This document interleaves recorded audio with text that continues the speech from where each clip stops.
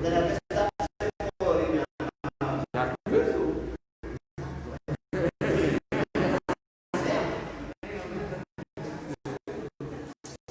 dia, meus irmãos. A graça e a paz do nosso Deus tem sobre nossas vidas.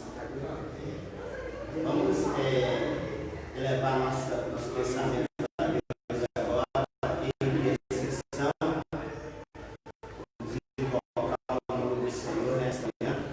Manhã essa de aprendizado e manhã essa oração da nossa comunhão ainda virtual com você. Em nome de Jesus. Baixe sua cabeça em casa, vamos orar também aqui. Em nome de Jesus.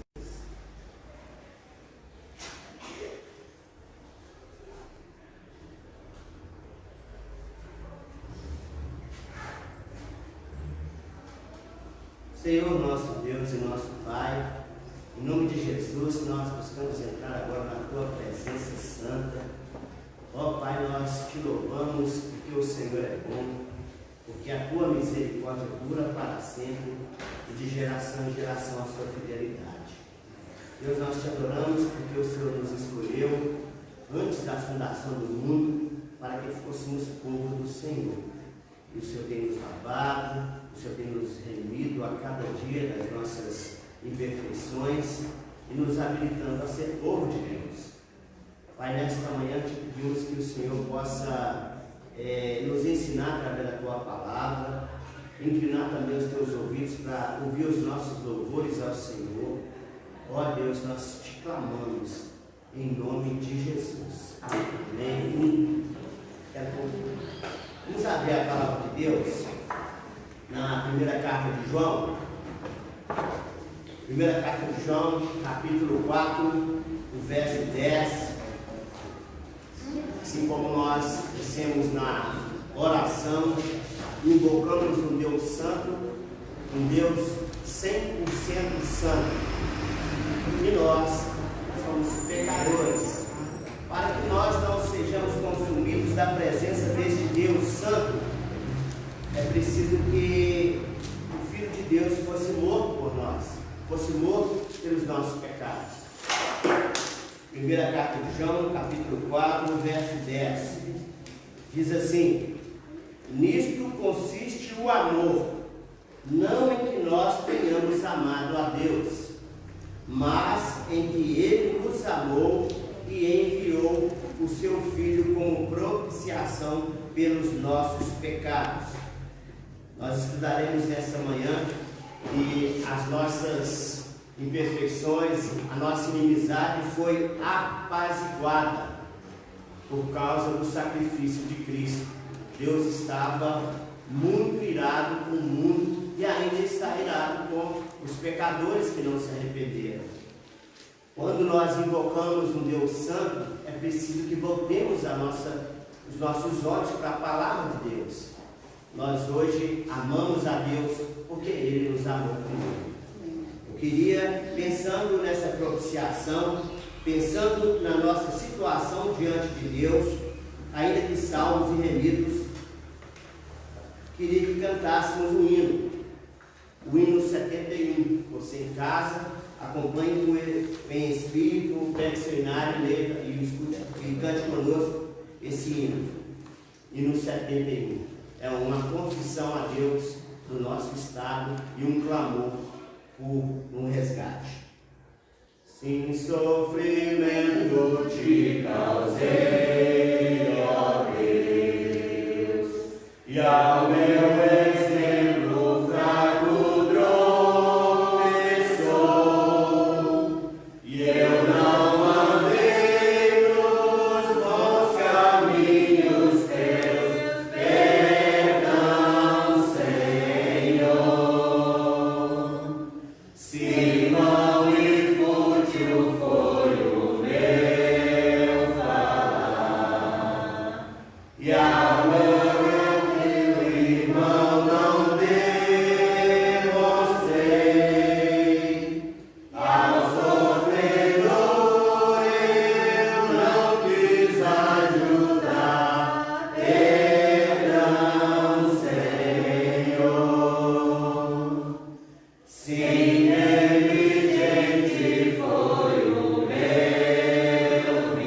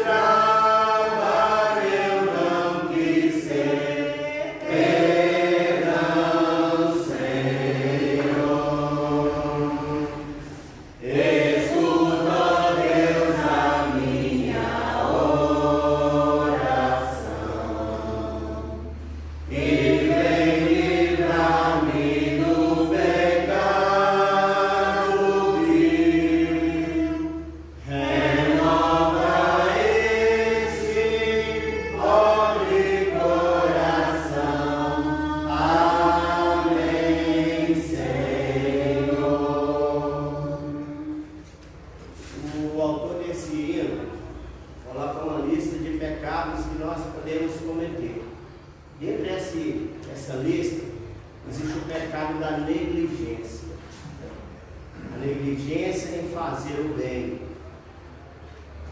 No momento em que nós chamamos a atenção para essa estrofe e para essa falta de atitude nossa, nos vem à memória a nossa irmã Patrícia e a sua família, que nesta manhã está velando o seu pai. Amados, muitas vezes nós passamos de lado, como fizeram aqueles líderes na estrada lá de Samaria até Jerusalém. Se não me engano, o texto vai dizer essa estrada.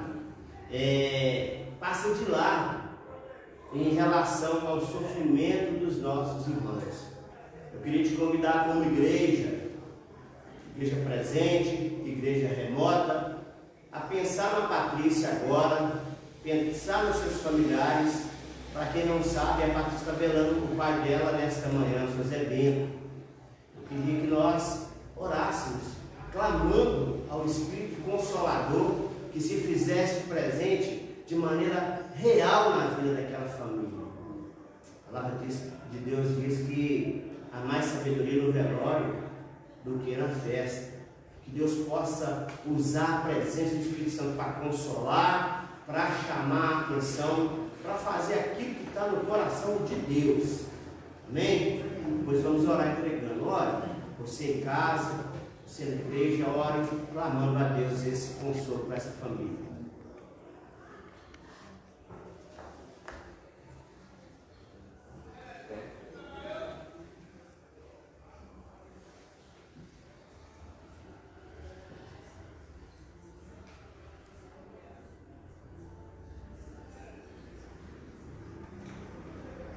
Pai Santo, nós te suplicamos agora um olhar especial, Pai, sobre a família da Patrícia, nosso irmão, sobre a família do Lamar, sobre essa família, Pai amado, que está enlutada nesta manhã.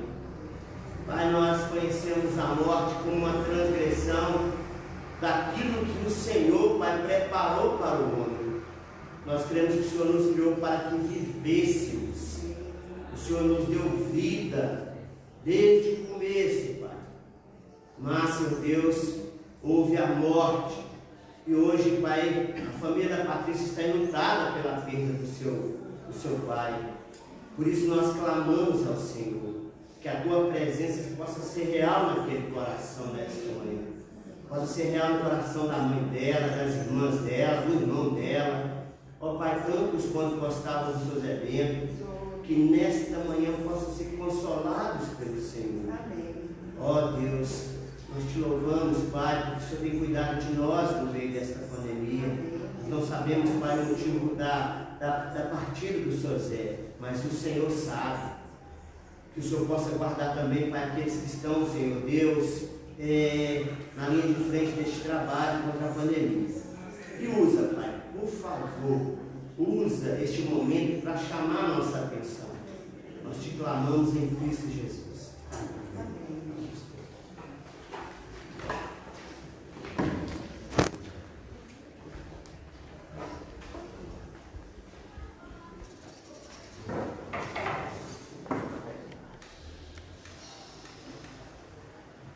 Irmãos, vamos abrir então a lição 4.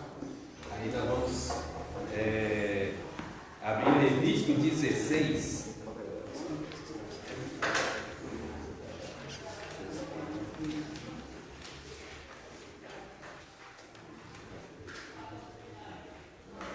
Levítico 16, nós vamos ler, como o presbítero Mário já falou, a família da Patrícia está de luto, né?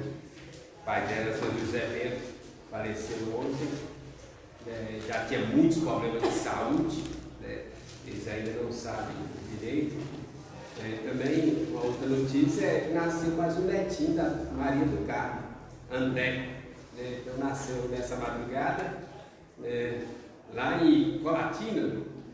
A Maria do Carmo está para lá? Não está podendo deslocar. Mas a gente está orando por isso tudo, irmãos, porque até nascimento hoje é um misto de alegria e temerosidade, porque hospitais hoje não está muito complicado, né? Então a gente orar também.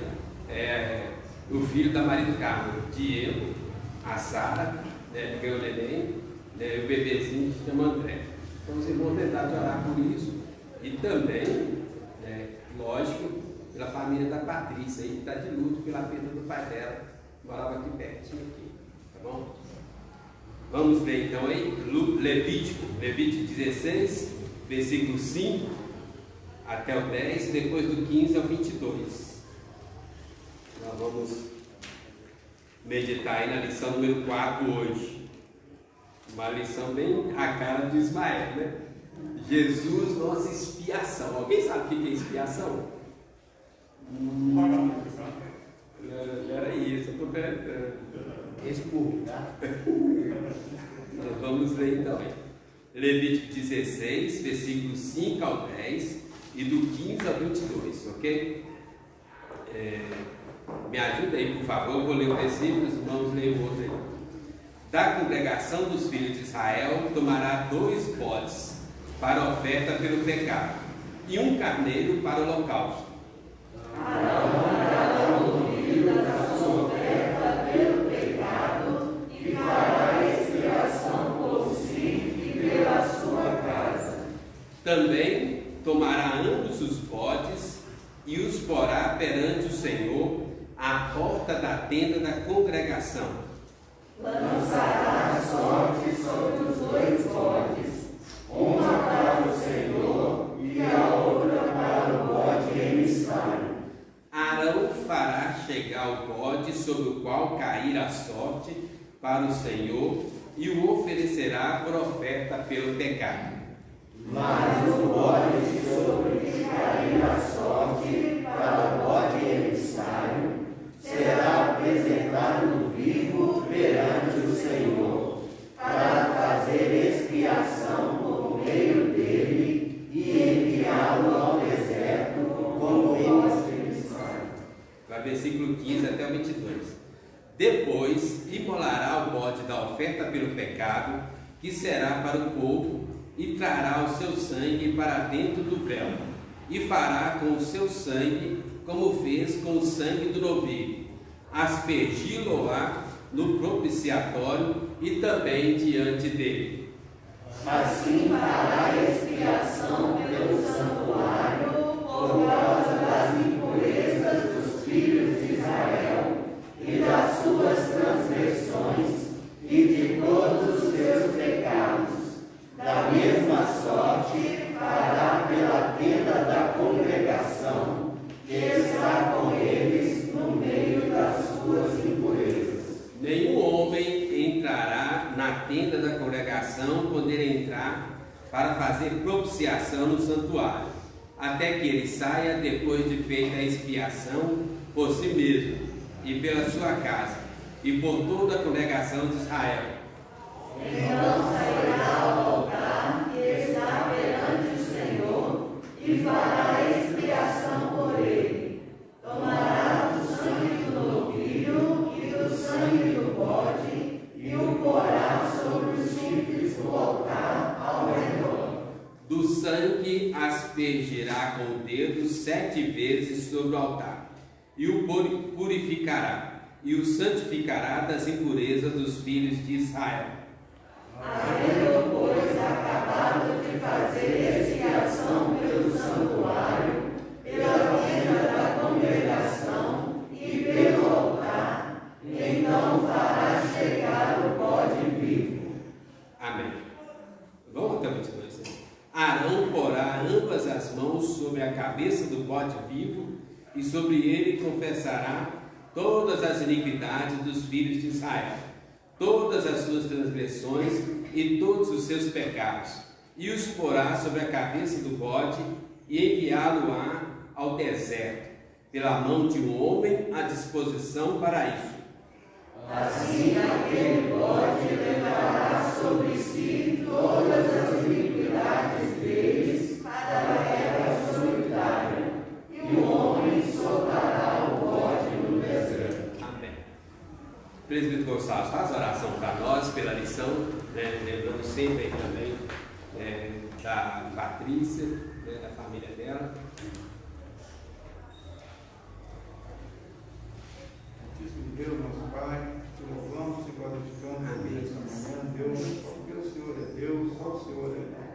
Criador, só o Senhor é poderoso, só o Senhor é digno de louvor. Pegamos as suas mãos santas, a nossa vida, Deus, agradecendo pela saúde que nos dá, pelo refúgio que nos dá diante das situações aí, meu Deus, agradecendo por tudo que nos tem feito. Amém. Quero entregar aqui agora nas suas mãos também a vida dos familiares que se encontram em casa. Amém, Deus.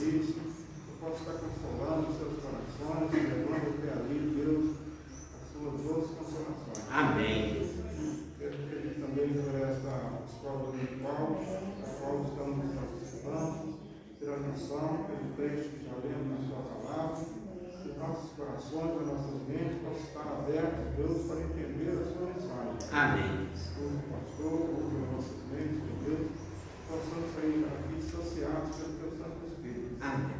Em nome de Jesus, oramos assim. Amém. Amém.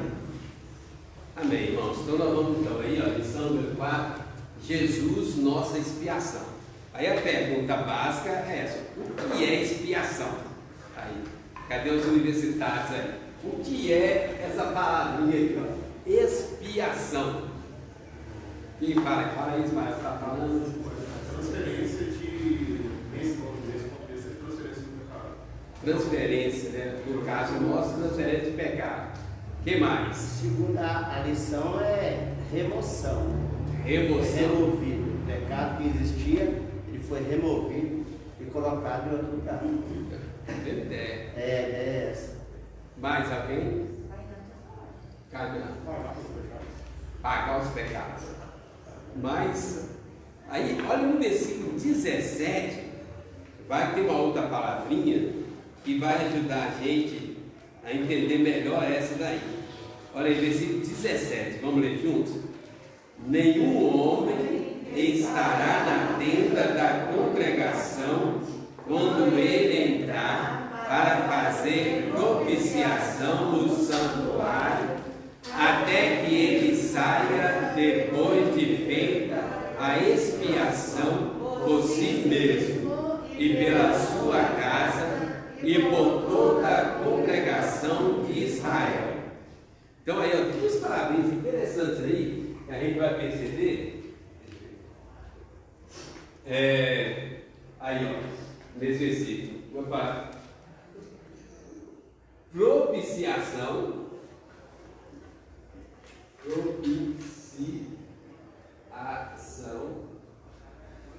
e expiação. O que é propiciação? Pastor, eu estava estudando, eu vi no dicionário apaziguação, apaziguada. Apaziguar. É. E expiação? No caso, expiação é remoção. Apaziguar, é assim? É. Gente, então, para a gente entender o nosso título, entrar na lição com a mente mais aberta, então, propiciação seria o que o Cainã falou: pagar, propiciar. Então, o ser humano tem uma dívida com Deus. Imagina, na época que eu trabalhava, né, só uma imaginação, eu fiz alguma coisa errada lá na empresa, né? Jesus pagou a minha dívida com Deus, ok? Só que a minha consciência aí vai ter a ver com expiação. Vou explicar melhor, daqui a pouco vocês vão entender direitinho. Então, a propiciação é o pagamento. Você devia, pagou. Só que gera uma consciência na gente, um sentimento de culpa, uma memória que fica incomodando a gente. Tipo assim, muitos de nós já fizemos alguma coisa em algum momento da vida que não foi legal. Jesus perdoa? É lógico que perdoa. Qualquer pecado que você orar, Deus perdoa. Mas a gente continua lembrando daquilo durante muito tempo. É ou não é? Então vamos supor, imagine uma pessoa que estava lá no shopping, no momento de impulso, aí foi lá e comprou um monte de coisa. Roupa, vestido, calçado, isso, né? Só que ela chega, guarda, nunca usou. Ok? Segura aí. Aí ela paga a fatura do cartão de crédito integral. ela pagou a conta dela, a conta está paga. Mas toda vez que ela abre o guarda-roupa, ela vê aquele monte de roupa lá que ela comprou, caro, nunca usou, e aquilo traz uma memória de culpa para ela. Está entendendo? Então, tipo assim, alguma coisa que eu fiz lá na adolescência, até hoje eu lembro. Jesus já perdoou? Sim ou não? Já. Nenhuma condenação há para aqueles que estão em Cristo Jesus. Jesus perdoou, a dívida foi paga, mas até hoje eu lembro claramente aquilo que eu fiz e me incomoda. Paulo chama isso de coisas que só de lembrar nos faz corar de vergonha. Ele fala assim: o que você colheu de bom naquela época? Nada, apenas coisas que nos faz corar de vergonha. Então expiação vai ter a ver com isso agora. Então olha só, vou deixar aqui, vai dar. Então, tirar a culpa da consciência, ok? Então, propiciação, você vai lá e paga. Expiação, limpar a consciência, transferir, remover. Então, a dívida foi paga, mas a consciência ainda está, puxa vida, por que eu fiz aquilo? Deus perdoou, Jesus pagou, o escrito foi rasgado, mas aí a gente fica, por que eu fiz aquilo? Por que eu fiz aquilo? Então, expiação era um dia especial, o dia mais importante do ano do povo de Deus no Antigo Testamento. Era o dia que eles limpavam a consciência. Eles pegavam aquilo que eles tinham feito de errado naquele ano, já tinha sido pago, perdoado, resolvido. Mas eles pegavam aquilo, colocavam em cima do bode e havia essa transferência da culpa da consciência. Entenderam? Deu para esclarecer? Então a propiciação, pagamento. Expiação, limpar a culpa do coração. Já estava pago, mas ele ficava remoendo aquilo. Ele ficava remoendo, até o dia da expiação. Lá eles chamam de Yom Kippur, Yom Kippur. Yom é dia em hebraico, Kippur, expiação. Então essa é a ideia. Está aí o texto aí. Então, primeiro fazia a propiciação, pagava a dívida. Segundo, fazia a cerimônia dos 2 bodes. Então nós vamos ver aí. Então volta aí no texto aí, só para a gente esclarecer alguns detalhes aí. Os 2 bodes referem-se à mesma coisa, tá certo? Porque eu já vi comentário falando que um bode é Jesus e o outro é o diabo. Não tem nada disso. Aqui fala aí no texto, olha aí, versículo 5, fala assim: da congregação dos filhos de Israel tomará 2 bodes para a oferta pelo pecado. Então os 2 bodes estão ligados com o pecado, e um carneiro para o holocausto. O holocausto era gratidão. Então os 2 bodes eram assim: um era morto para pagar a dívida, o outro colocava a mão em cima dele, ele era mandado para o deserto, transferindo a culpa, removendo a culpa da consciência da pessoa, colocando sobre o bode, e ele ia embora. E o carneiro era a gratidão, porque Deus recebeu. Ok? Daqui a pouco vamos ver mais aí. Então, uma outra questãozinha que fala em versículo 7 a 8, que é uma discussão muito grande nas igrejas hoje. Crente pode julgar na loteria, sim ou não? Não me responde não. Nem vai responder. Tem muito crente que joga na loteria. Eu sou contra, naturalmente. Mas tem muito crente que joga na loteria. E aí eles usam esse texto, que na Bíblia as pessoas lançavam sortes. Está aí, versículo 6, 7, ao 7 e 8 aí. Eles iam pegar os bodes, tomará ambos os bodes, porá perante o Senhor, à porta da tenda da congregação, lançará sortes. Então tem muito crente que às vezes joga jogo do bicho, loteria, jogos de azar e fala assim: na Bíblia fala lançar sortes. Não tem nada a ver.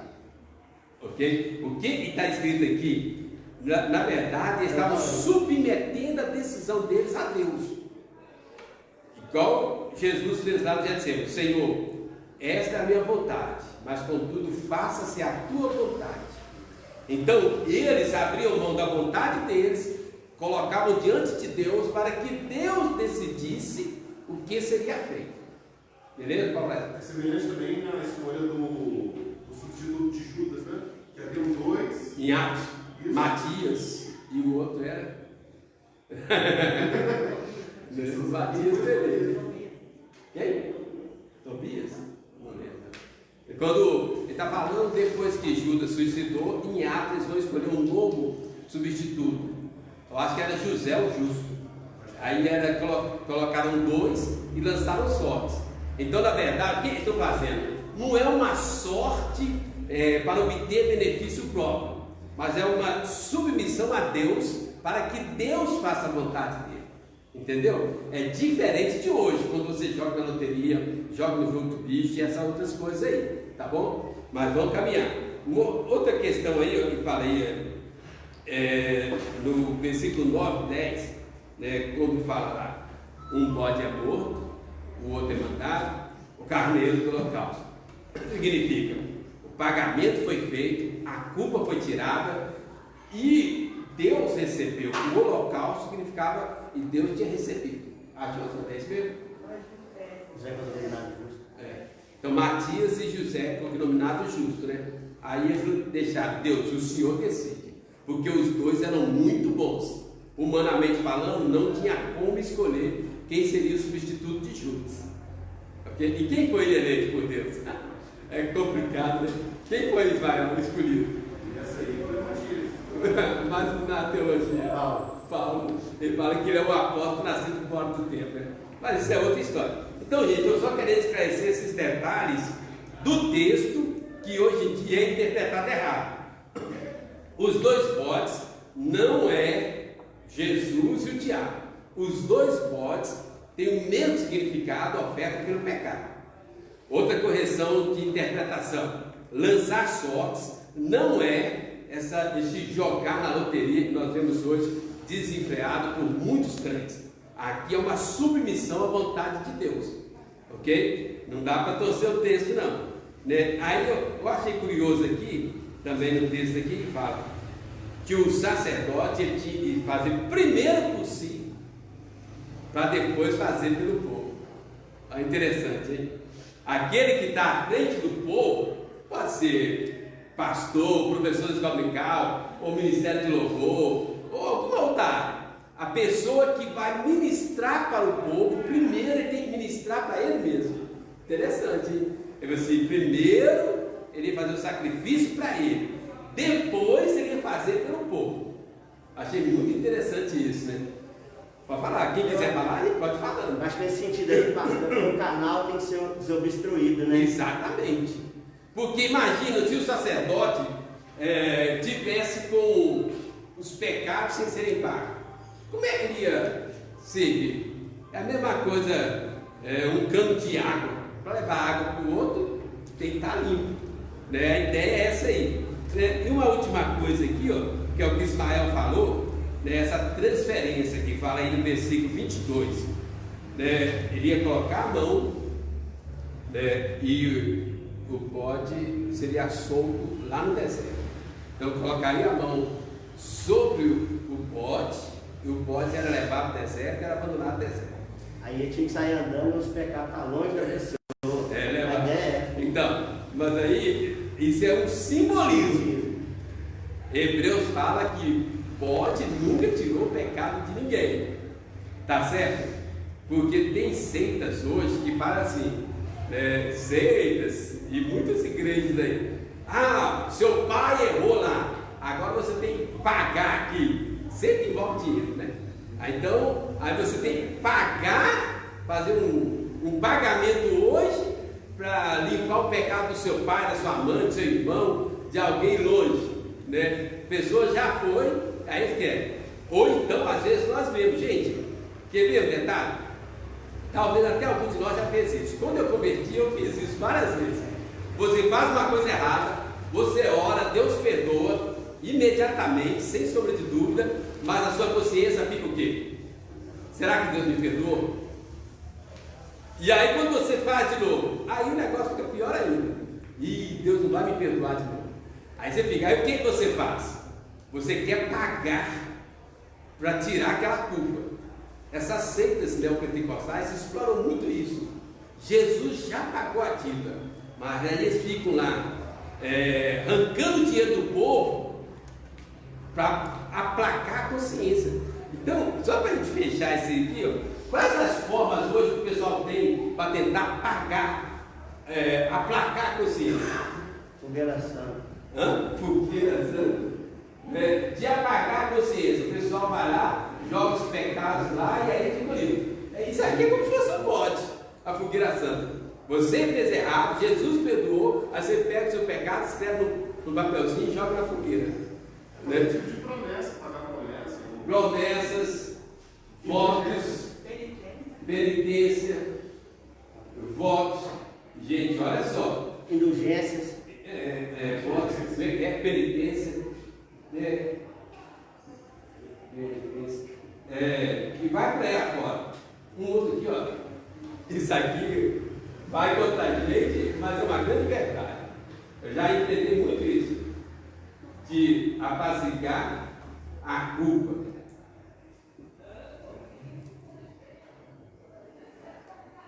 Passou. A oração também, né? Isso também, boa, muito bem lembrado. Agora está complicando, mas olha só, vou colocar assim, entre aspas, esses aqui, né? Aí, orações, muito bem lembrado. Vou colocar isso aqui também como, aqui ó. Gente, e aí? Cadê os universitários? Kainan, Marco, Ismael, cadê? Jonathan, e aí? Explica aí. Esses aqui, passivos. A gente fala. Não, gente, não estou falando que algumas dessas coisas são até bíblicas. Isso aqui, ó, é bíblico. Tranquilo. Promessas são bíblicas. Entendeu? Fogueira santa. É bíblico. Qual que é o problema? O problema é outro. A fogueira santa é igual ao nosso código hoje. Da missão. Entendeu? A pessoa. Qual que é o problema? E esses aqui? Em vez de fazer para Deus, fazer para outras pessoas verem. Mais Para detalhe si, aí. né? Isso, aí já melhorou. Expiação, essas coisas como expiação da culpa. Como é que funciona? Como é que acontece hoje? Fiz uma coisa de errado, mas eu vou entregar o dízimo e ficar por ela. Você já viu? Até às vezes a pessoa nem é crente. Eu já encontrei muito, que eu fui tesoureiro aqui muitos anos. Eu lembro, o Marco vai lembrar também de uma pessoa que mandava um cheque todo mês, lembra? Você lembra disso ainda? Há 20 anos atrás. Eu pensei, ó, se a pessoa nunca vinha na igreja, mas o Marco trazia o cheque da pessoa. Você é slave, todo mês.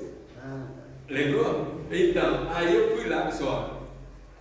A nossa igreja é uma igreja humilde, simples, mas se você não entregar o seu coração para Jesus, o seu dinheiro não resolve nada. Entendeu? Conheço muita gente que entrega dízimos, entre aspas, ofertas. A pessoa vai lá e faz uma coisa errada, a consciência pesada, ao invés dela buscar Jesus, o perdão de Jesus, o conserto com Jesus, ela vai dar um dinheiro para a igreja. Dá um dízimo, dá uma oferta, ou o que o Lulu falou, às vezes, a religiosidade. Ai. Eu estou falando de católico, não, estou falando de crente. A pessoa faz, ela está lá, vou fazer 10 Pai Nosso e aí resolve. Ou então vou na igreja. Tem gente que vem na igreja só para expiar culpa. Não é por causa de Jesus, ou a comunhão dos irmãos, ou para crescer, ou para aprender, ou para ensinar. Tem gente que vem na igreja por causa disso, para expiar culpa. Se eu não for na igreja, né, minha consciência fica pesada. É ou não é verdade? Tudo isso. Ó, promessa não é errado, mas se você faz uma promessa para expiar a culpa, é errado. Votos não são errados, mas se você faz um voto para expiar a culpa, está errado. Dízimo não é errado, viu, irmãos? Pode entregar dízimo, mas se você dá o dízimo para aplacar a consciência, aí está errado. Foi o que o Mago falou, de si para si mesmo. É ofertas, pessoa que dá oferta para pagar. Quer ver? Tem muito exemplo disso. Na Bíblia tem os reis de Israel faziam essas coisas.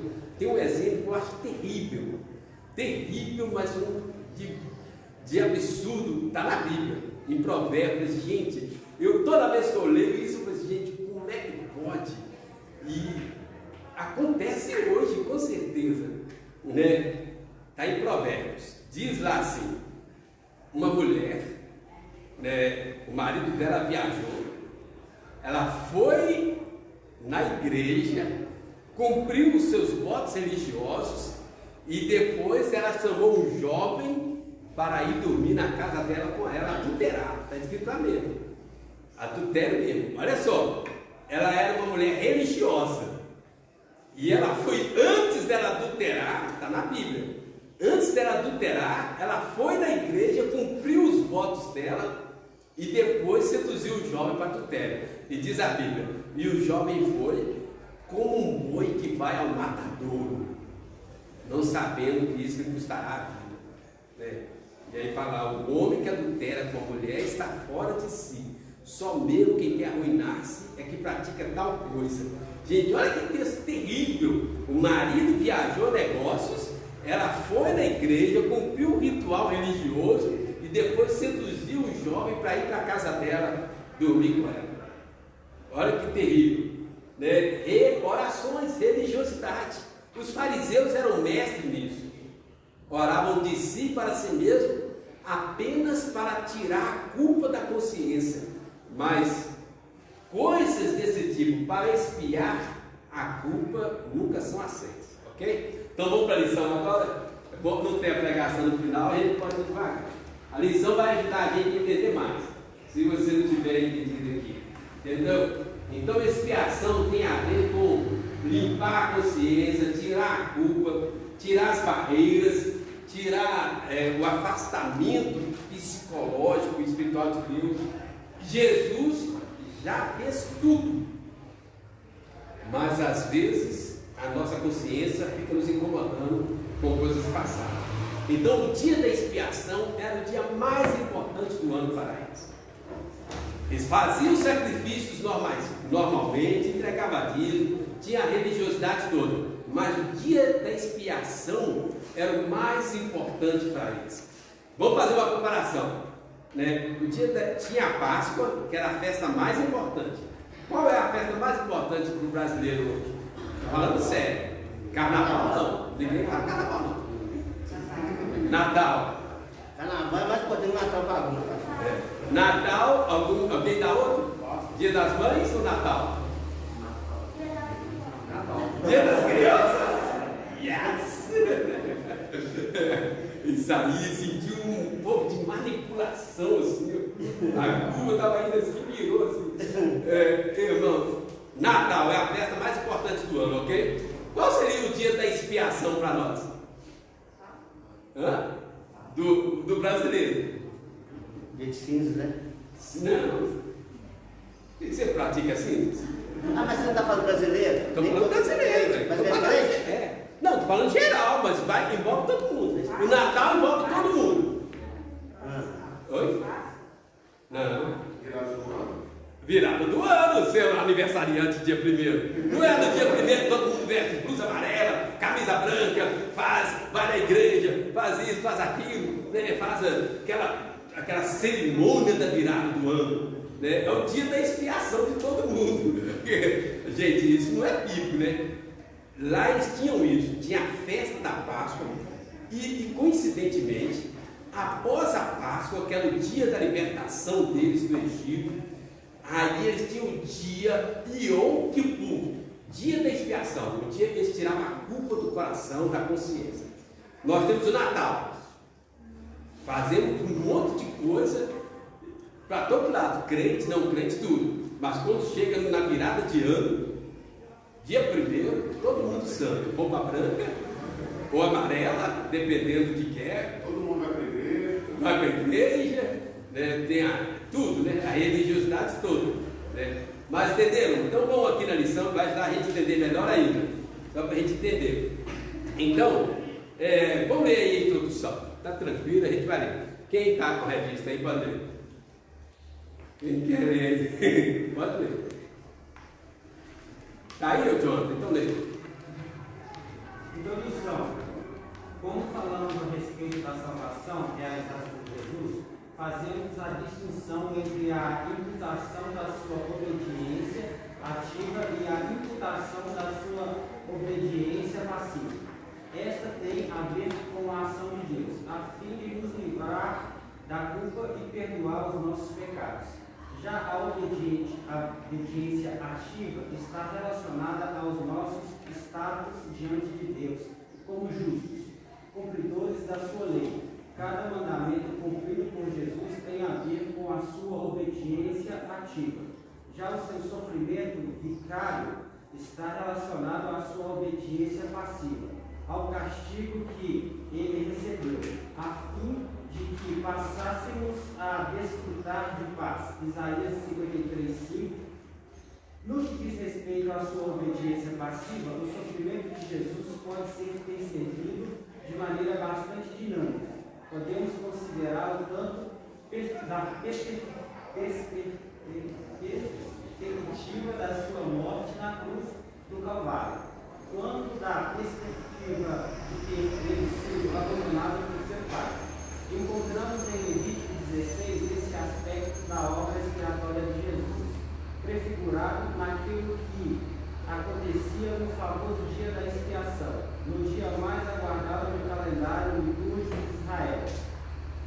Nessa ocasião, 2 bodes desempenhavam um papel simbólico importante, ambos apontando para aquilo que muitos séculos depois seria realizado por Jesus na cruz. Ok, ótimo, Jonathan. Obrigado. Então ele está falando aí, isso aí, ó, esses 2 bodes apontam para a obra de Jesus que seria realizada 4.000 anos depois. Ok? Só que na época, na cabeça deles, eles não tinham condição de entender isso. Até hoje é difícil entender como Deus encarna, nasce de uma virgem, morre, paga a nossa dívida e a gente fica livre para ir para o céu. A gente não fez nada e está livre para ir para o céu. Até hoje é difícil. Os 2 bodes significavam isso, né? Um símbolo para que eles pudessem entender as coisas espirituais que ainda haviam de ser. Era muito mais fácil para eles entender aquela simbologia do que entender encarnação, substituição, né, essas coisas aí, crucificação. Então, os 2 apontam para 2 questões práticas da vida de Jesus: obediência ativa e passiva. A obediência ativa é a obediência de verdade. Lei, né? Tinha a lei lá, não faz isso, não faz aquilo, faça isso, faça aquilo. Então, obediência ativa é Jesus cumprindo a lei em todos os detalhes, sem exceção, sem pecado. Obediência passiva é quando veio a punição sobre Jesus, né, a punição dos nossos pecados e a submissão de Jesus. Irmãos, Jesus era obrigado, veja bem, a obedecer? Não. Ele obedeceu por amor de nós. O que eu estou querendo dizer? Lá na cruz, Jesus poderia ter saído da cruz se ele quisesse. Lembra? O pessoal fala assim: se você é Deus, então pede o Pai para te livrar. Ele disse: olha, se eu quisesse, se eu orasse ao Pai, viria uma legião de anjos me livrar.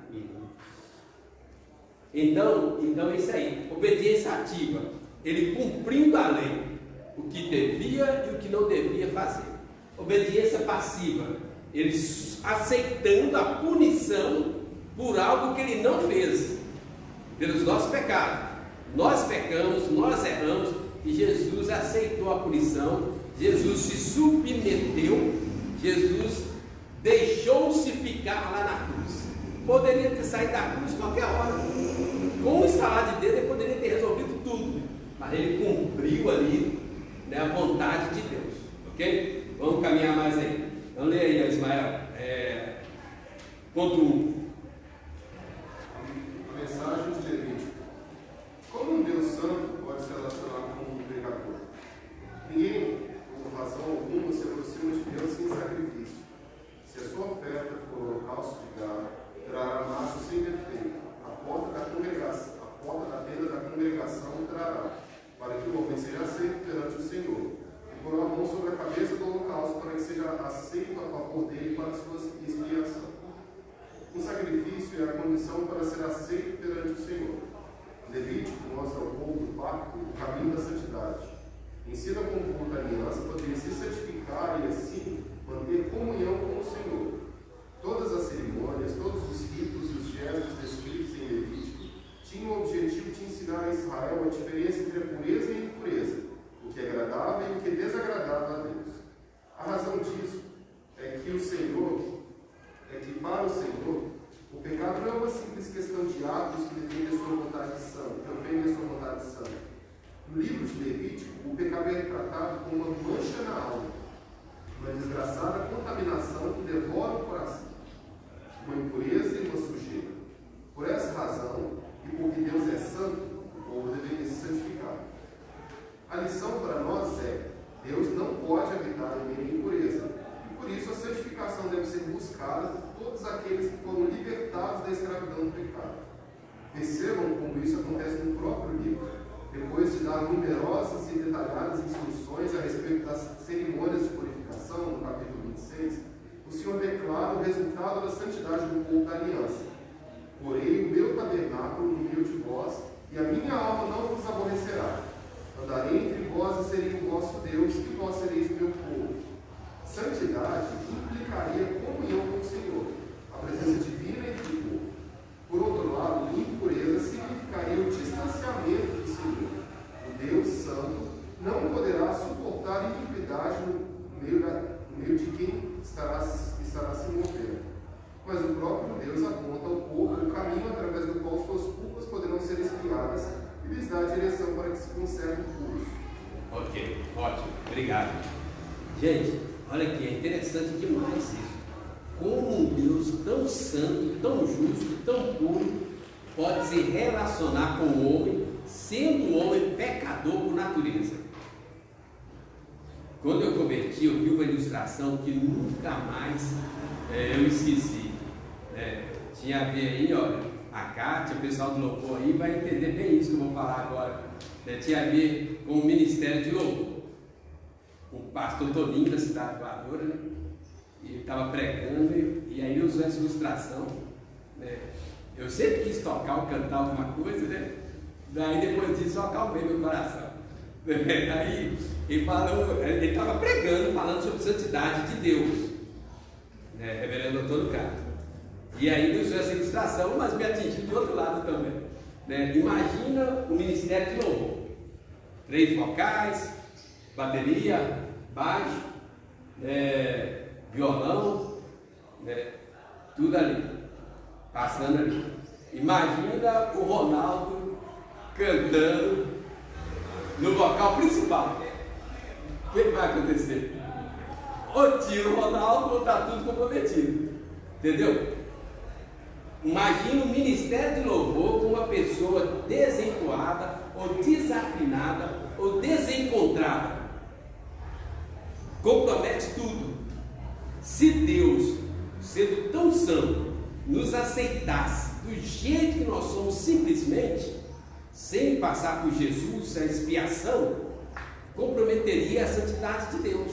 Veja bem, tipo assim, imagina, nós tivemos um governador aí, ficou muitos anos aí o governador era muito trabalhador, mas só, e alguém sempre fala assim, mas ele rouba, aí disse, não, quem rouba não é ele, é a família dele, nós sofremos com isso durante muitos anos aqui em Minas Gerais, comprometia todo o trabalho, trabalhou demais, realizou coisas demais, mas manchou, é o que Ismael deu, é a mancha lá no caráter.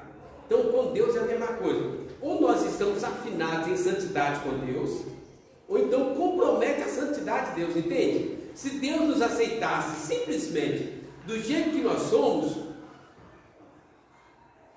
Deus também seria pecador. Lembra aquela história? Quem comete o crime tem culpa, quem esconde o crime também. O cúmplice é tão culpado quanto o criminoso. Ok? Então, volta para o Ministério do Louvor. O Ministério de Louvor está lá. Ensaiaram, prepararam e tudo. Aí tem uma pessoa desafinada. compromete o ministério inteiro, entende?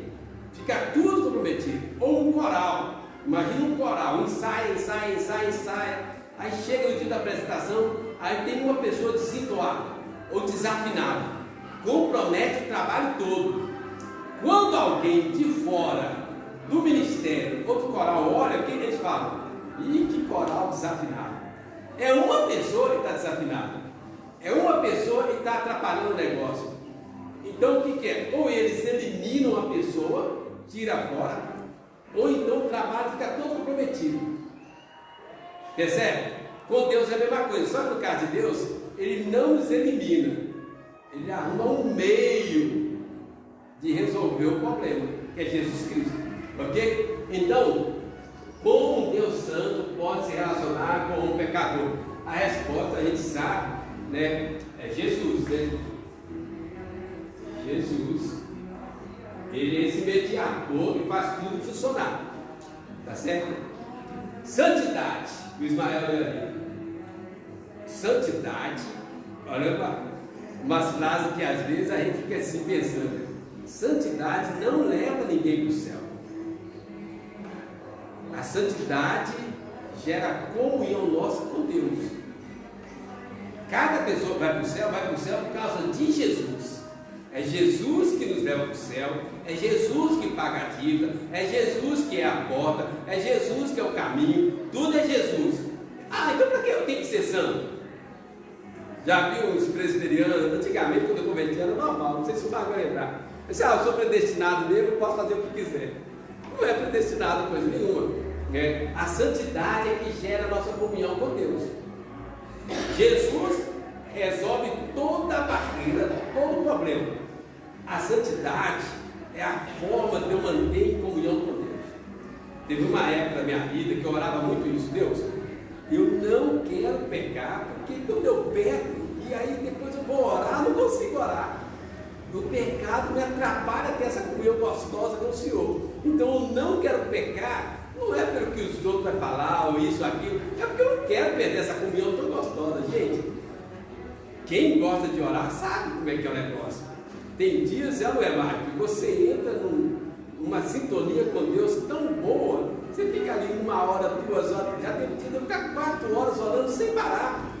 Pastor, o que você orou? Ah, quase nada, só fiquei adorando a Deus, né? Porque é um momento melhor do dia, entendeu? E a impureza cria uma separação, uma barreira, você não consegue a conexão, você não consegue conectar com Deus. Então Deus se relaciona conosco por meio de Jesus e não tem outro jeito. Jesus é o meio de Deus relacionar conosco. Tudo que Jesus fez. Como nós nos relacionamos com Deus? Através da santidade. Não significa que você é salvo pela santidade, você é salvo por causa de Jesus. Mas a santidade abre, ou então gera essa conexão com Deus, ok? Essa comunhão. E a impureza gera essa separação, cria essa barreira, cria esse impedimento, cria esse vazio que você não entende, ok? Então vamos caminhar. Vamos mais aí um ponto aí. A necessidade da expiação. Aí vai explicar melhor aí agora. É muito interessante. Quem pode ler? Quem está aí? Necessidade da expiação. Em Levítico 16, Deus nos mostra que pecadores necessitam de expiação. Essa palavra refere-se à limpeza de que aqueles que estão manchados pelo pecado necessitam. Expiação é a forma como partes afastadas se reconciliam. E é ela necessária porque nosso pecado trouxe ruptura entre nós e os outros. E, o mais importante, entre nós e Deus. Esse capítulo trata da cerimônia do grande dia da expiação. Esse era o dia mais sagrado do calendário do Antigo Testamento. Tal cerimônia acontecia uma vez por ano e era um dia de jejum. Nesse dia, toda a nação oferecia um sacrifício especial pelo pecado. E o fato de ser oferecido todos os anos lembrava ao povo que nenhum sacrifício cerimonial podia expiar completamente o pecado. Nesse dia, o sumo sacerdote precisava primeiro purificar a si mesmo e só depois poderia entrar no Santo dos Santos. Ele deveria tomar um novilho e sacrificá-lo como oferta pelo pecado dele e de sua família. Ele também deveria tomar um incensário cheio de brasas, com 2 punhados de incenso aromático, e acendê-lo diante do Senhor, para que a nuvem do incenso cobrisse o propiciatório e assim não morresse. Em seguida, deveria pegar o sangue do novilho e aspergi-lo com o seu dedo sobre a frente do propiciatório por 7 vezes. Desse modo, Arão faria expiação por si próprio, para poder atuar como representante do povo diante de Deus. Qualquer equívoco ou omissão significaria a morte instantânea. Marcos, só um segundo aí. Esse é muito grande, esse capítulo, vou dividir em 2. Então, gente, expiação, limpeza, remoção, transferência. A dívida foi paga, então eram 2 bodes. O primeiro bode matava ele, significava está pago a dívida. A ofensa foi paga, ok? E aí a expiação. O segundo bode vinha, colocava a mão, aí simbolicamente, gente, Hebreus fala que bode nunca tirou pecado de ninguém. Era um simbolismo. Então, transferia para o bode, né, a culpa. Aí era uma limpeza de coração. Ele pagou a dívida, agora ele tem que limpar a culpa. Igual quando a gente faz uma coisa errada, a gente ora, Jesus perdoa, Deus perdoa, mas a gente fica com aquela consciência incomodando. É essa transferência. Era o dia mais importante do ano para eles. O dia que eles iam lá, ofereciam um bode para pagar os pecados e o outro bode para levar a culpa embora. Esse bode era solto no deserto e ia. E um carneiro como gratidão a Deus. Ok? Vamos caminhar mais. Pastor, não, Letícia, deu outro. Pastor, tem uma pergunta. Mas Deus perdoou ou não? Perdoava. O simbolismo apontava para ele. Então, veja bem, muito bom o que o Marco falou, muito importante isso. Né? Porque ainda hoje tem religiões, tem seitas que fazem sacrifício de animais. Sacrifício de animais tira pecado? Não. Mas a promessa valia. Aquilo ali era um símbolo de uma promessa que iria acontecer. Eles foram perdoados e salvos não pelo sacrifício dos animais, mas por causa da promessa que significava aquilo. Entendeu? É igual você empenhar a palavra. Você fala assim: ô Pedro, lá pro meu carro te dou R$5, né? Aí, tipo assim, eu não paguei ele, mas a promessa, ele vai sair daqui correndo e vai lavar o carro. Fala bem. Fala Deus. É um símbolo. Eles ali, os animais não tiravam pecado de ninguém, mas a promessa que estava embutida naquilo é que valia na mente deles e para Deus. Então eles acreditavam que aquilo ali apontava para algo maior, e era o que acontecia. Letícia, Kainan, pode ler. Antes de tomar o novilho da sua oferta pelo pecado, Arão deveria tomar 2 bodes da congregação dos filhos de Israel. Eles seriam a oferta com todos os pecados e todas as transgressões do povo. Ele deveria lançar sorte sobre os 2 bodes, para saber qual deles deveria morrer e qual deles deveria ser mantido vivo, a fim de ser enviado ao deserto como bode emissário. O bode sobre o qual caísse a sorte para morrer deveria ser oferecido como holocausto, como oferta pelo pecado. Arão, após imolar o primeiro bode, deveria entrar no Santo dos Santos e aferir a arca com o sangue do bode imolado. Depois imolará o bode da oferta pelo pecado, que será para o povo, e trará seu sangue para dentro do véu. E fará com seu sangue como fez com o sangue do novilho, aspergindo lá no propiciatório, também diante dele. Já o bode que permaneceria vivo seria lançado vivo ao Senhor para fazer expiação pelos pecados do povo e para ser enviado ao deserto. Esse bode, diferentemente do que nos dizem algumas seitas, não simboliza o diabo. Na verdade, esse segundo bode também representa Jesus e a sua morte na cruz. Isso não realizou apenas a propiciação dos pecados. Ele também operou a expiação dos pecados do seu povo. Uma coisa não pode existir sem a outra. Seria inadmissível, sendo a propiciação um aspecto da obra de Cristo, ser a expiação atribuída a outro ser qualquer. Propiciação e expiação caminham juntas. Uma pessoa que está com raiva ou ofendida é propiciada, apaziguada, enquanto que o pecado e a culpa que pesavam na consciência do ofensor são expiados, removidos ou apagados. É por essa razão que, segundo o bode, não pode representar outro que não Jesus. Esse bode seria mantido vivo para ser enviado ao deserto, para bem longe. Acontece que, antes de ser enviado, era necessária a realização do ritual. O sumo sacerdote agia como representante do povo. Ele estava encarregado de todos os pecados, de todas as transgressões e de todas as impurezas dos filhos de Israel. Então o sumo sacerdote trazia o bode vivo, impunha as duas mãos sobre a cabeça do bode e confessaria, nomearia todas as iniquidades dos filhos de Israel, todas as suas transgressões e todos os pecados. O objetivo do primeiro bode era mostrar que todos os pecadores merecem a morte. O objetivo do segundo era mostrar que o povo estava sujo por causa do pecado. Ok. Aí, aqui eu tentei resumir o que o bode Kainan aí. Né? Então, olha só, o primeiro bode significava o quê? Pela lei, a pessoa pecou, tem que morrer. Então, o primeiro bode significava isso. A pessoa deveria morrer. O bode morria em lugar da pessoa. Já ouviu isso? O bode era o substituto da pessoa. Então a pessoa estava livre daquele crime. O segundo bode, pecado gera separação.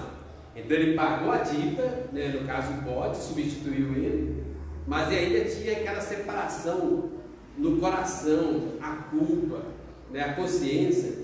Então o segundo bode era levado embora com os pecados, simbolicamente, transferido para ele, e aí a limpeza do coração. Deu para ficar claro? Esses dois bodes? Tem umas coisas, A Bíblia toda é sobre Jesus, mas é bom às vezes a gente entender esses detalhes aí. Vira e mexe, aparece alguém falando algumas bobeiras, é bom a gente ter essa consciência. Vamos lá. Aquela ideia, é um termo que é bastante utilizado, é o bode expiatório. O bode expiatório é aquele pastor. Se fez alguma coisa de errado, quem vai ser seu bode expiatório? Aí passa para o outro, você fica ali e o outro paga a culpa. Então, daí mesmo que surgiu a expressão bode expiatório. Fulano fez uma coisa errada, aí ele tem um bode expiatório. Entrando na política, a gente vê muito isso, Nesse monte de corrupção aí. Isso é bíblico, É igual laranja, Laranja, exatamente. O cara faz uma coisa errada e joga a culpa para cima do outro. Vamos ao último aí para a gente fechar, para encerrar. Ponto 3, se o Letícia ler. Esse bode deveria ser conduzido pela mão de um homem ao deserto e deixado lá. A ideia aqui é a de esvaziamento da presença de Deus. O pecado faz com que o homem sofra abandono por parte de Deus. Lembremos-nos do Éden, quando Adão e Eva foram banidos do jardim e já não tinham mais comunhão com o Senhor. O pecado faz com que o homem mereça algo muito pior que o banimento do jardim. Ele merece ser banido da presença de Deus. Mas no dia da expiação, a nação tinha um substituto. Alguém que carregaria seus pecados para longe da presença de Deus, para a morte e o desolamento. Dessa maneira, o pecado da nação era expiado. Limpo era levado embora e assim havia novamente comunhão com Deus. Esses milagres estavam sendo repetidos ano após ano. A expiação por meio do bode e do sal se mostrou ineficaz para garantir definitivo a fuga da nação. No entanto, muitos séculos depois, no alto do monte, ouviu-se um grito dolorido do profeta, que dizia: Eli, Eli, lama sabachthani. Deus meu, por que me separaste? Esse cordeiro levou sobre si os pecados do seu povo de uma vez por todas. Quando o profeta João Batista ouviu, estou extasiado e maravilhado. Eis o Cordeiro de Deus, que tira o pecado do mundo. Jesus cumpriu perfeitamente a tipologia do bode expiatório. Ele carregou a nossa culpa para longe da presença de Deus. Assim como o bode emissário era levado para fora do acampamento israelita. Cristo também foi levado para fora de Jerusalém, para longe da cidade de Davi, para longe do templo, para longe da presença de Deus. Ótimo, muito bom. Obrigado, Letícia. Irmão, então fecha por aí, O que ela está falando ali, olha, Jesus é o cumprimento dos dois potes, né? Jesus é o substituto e Jesus é o que tira essa barreira da separação, tá certo? Então tudo se cumpriu em Jesus, né? Que o tema do trimestre é tudo gira em torno de Jesus, é tudo sobre Jesus. Então os dois potes eram simbolismo, tudo se cumpriu em Jesus. Hoje não há mais necessidade de sacrifício, não há mais necessidade de bode expiatório, não há mais necessidade de viver com a culpa, não há mais necessidade de você viver separado de Deus. Jesus nos substituiu, pagou a dívida, Jesus é a nossa comunhão com Deus, ok? Então Jesus cumpre tudo isso aí. Alguém quer falar, quer fechar, perguntar? Então tira tudo em torno de Jesus. Então, gente, aplicação e conclusão aí. Fez alguma coisa errada? Você não precisa viver debaixo do erro. Você precisa de Jesus. Você busca Jesus, confia em Jesus, entrega para Jesus. Jesus, ele paga a dívida, ele nos substitui. Jesus remove a barreira da separação e nos deixa livre da comunhão. É o que diz lá, ele é o substituto, ele é o Cordeiro de Deus que tira o pecado do mundo, que a Letícia leu, né? Ele é o caminho, a verdade e a vida. Beleza? A próxima lição é mais fácil, mais tranquila, ou não. O descendente que edificará a casa de Deus. Então, domingo que vem tem mais. Vamos orar, depois o superintendente vai fechar aí, né? Vamos fazer a oração pela lição aqui, que já temos que estar abençoando. João Pedro, faz a oração então, bora aí.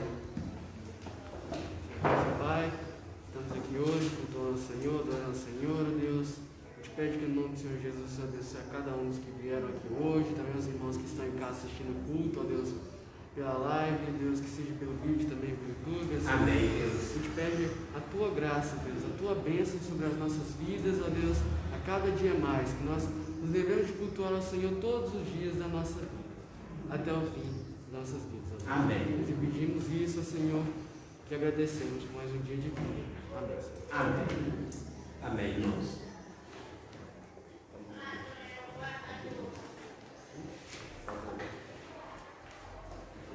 Queridos irmãos e visitantes, a igreja agradece a presença, que Deus possa ter edificado a sua vida nesta manhã.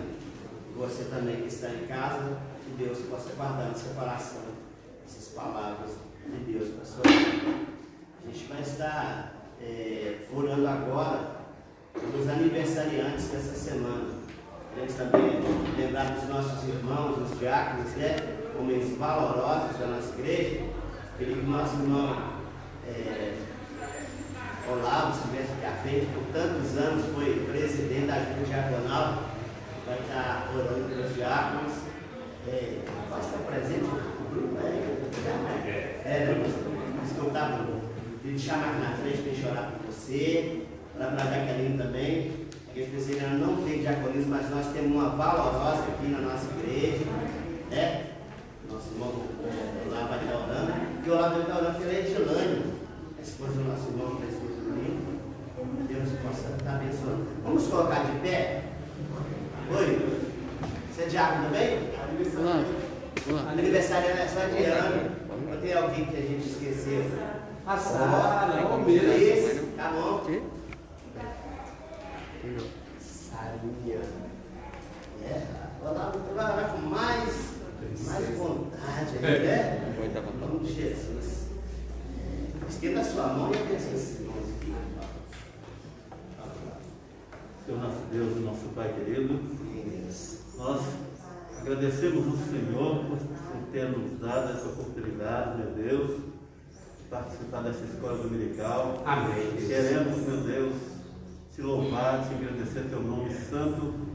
Queremos agora, meu Deus, em nome de Jesus, trazer orações à tua casa, orações intercessórias, meu Deus, para a vida dos diáconos, meu Deus, dessa igreja. Que o Senhor possa estar abençoando, meu Deus, colocando as tuas mãos de poder sobre essas vidas, sobre esses diáconos que tem, Senhor, trabalhado aqui, tem dado o seu dia a dia, o seu esforço, meu Deus, para que sua obra possa dar continuidade, possa ser, meu Deus, uma bênção na vida daqueles que adentram por essas portas.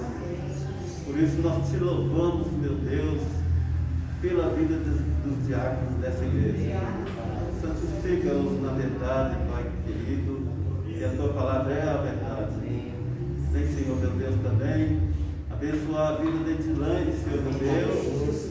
Nós sabemos, meu Deus, que ela está aniversariando. Que o Senhor possa consagrar a vida dela, Senhor, onde ela estiver agora. Santifica, abençoa o lar dela, abençoa a vida dela.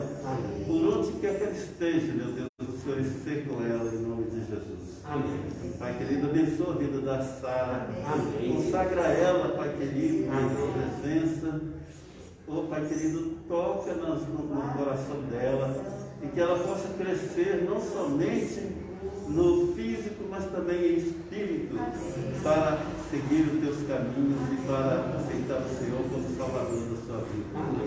Abençoa a Sara, meu Deus, em tudo que ela fizer, ela seja, meu Deus, abençoada pelo Senhor. Amém. Abençoe, Senhor, meu Deus, todos que estão aqui à frente. Todos, meu Deus, que fizeram parte desse culto e que participaram, meu Deus, e os que também vieram só para ouvir e aprender. Que o Senhor coloque essas palavras nos corações. Amém. E sejam todos aqui abençoados pelo Amém. Espírito Santo. Tu conheces o coração de cada um e sabe da responsabilidade que cada um aqui tem com a alma. Queremos, Pai, que o Senhor trabalhe conosco para que nós fiquemos responsáveis e venhamos estar mais responsáveis ainda pelas almas que o Senhor entrega às nossas vidas para nós cuidar. O Senhor abençoe a direção dessa escola dominical, a superintendência de Deus, e em nome de Jesus que eu estou orando, estou deixando nas tuas mãos, Senhor, porque eu sei que há de ser bênçãos e mais bênçãos. Em nome de Jesus que eu oro. Amém. Amém.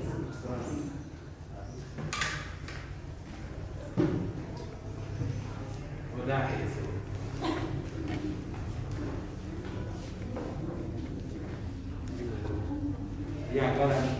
E agora, amados irmãos, que a graça de nosso Senhor Jesus, que o amor de Deus nosso Pai, que as mais doces consolações do Espírito Santo habite abundantemente sobre cada um de vós, sobre as vossas vidas, as vossas famílias, hoje até a volta de Jesus.